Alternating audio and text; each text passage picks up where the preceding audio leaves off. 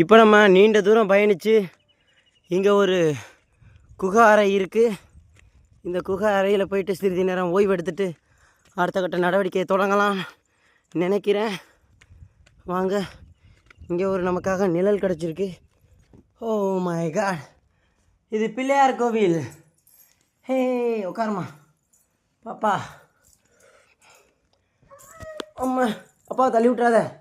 இங்கே பாருங்கள், இங்கே ஒரு பிள்ளையார் கோயிலை நம்மளால் பார்க்க முடியுது. முன்னொரு காலத்தில் இதை ஃபேஸ் மட்டம் போடுறதுக்காக கட்டைகள் அப்போயெல்லாம் ரூப் மட்டம் எப்படி செஞ்சுருக்கான்றதை மட்டும் பாருங்கள்.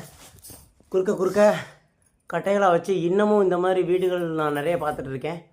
குறுக்க கட்டைகளாக வச்சு அது மேலே சின்ன சின்ன கல்களை பரப்பி நமக்கு ரூப் தயார் பண்ணியிருக்காங்க. ஓ, இப்போ வந்து நிறையா பேர்த்தோட இனிஷியல்ஸ் தான் இதுக்குள்ளே இருக்குது.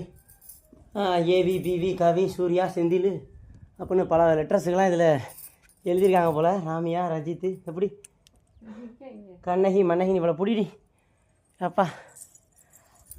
ஓ மை காட் அப்பா, இங்கே ஒரு பிள்ளையார் கோயில் கேபிஎம் இப்படி பல லெட்டர்ஸ்லாம் இருக்குது. இதில் வந்து நீங்கள் உங்களோட பேரெல்லாம் நீங்கள் எழுதியிருக்கீங்க அப்படின்னா கமெண்ட் பண்ணுங்கள்.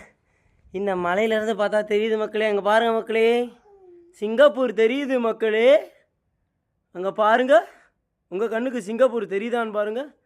அதோ பார் தெரியுது, அந்த மலை தான் ஆலூருட்டி மலை. அங்கே பார் தெரியுது, அதான் சிங்கப்பூர் மலை. அவன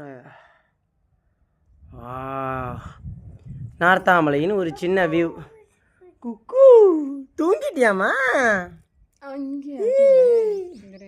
பாப்பா? தூங்கிட்டா.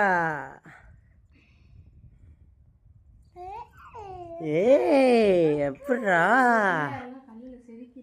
இதுக்கு இன்னும் நம்ம உயரத்தில் மேலே போகணும். இங்கே வா நம்ம பார்த்தாச்சு. நம்ம அந்த சிவன் கோயில் பார்க்கணும்னு சொன்னோம்ல, அந்த சிவனோட குகவரை அது இங்கே தான் இருக்குது. கண்ணகி, நம்ம வந்துட்டோம் அந்த கோயிலுக்கு. இதுக்கு பின்னால் தான் அது. ஏகப்பட்ட லெட்டர்ஸ் நல்லா இருந்த நம்மலாம் பாதுகாக்க வேண்டிய ஒரு குகையை வந்து இப்படி செதுக்கி பேரை செதுக்கி காலி பண்ணிட்டாங்க. இங்கே பாரு இந்த இடம் தான். இப்போ வந்து ஒரு தண்ணி எவ்வளோ தூரம் கடந்திருக்குன்னு பாரு.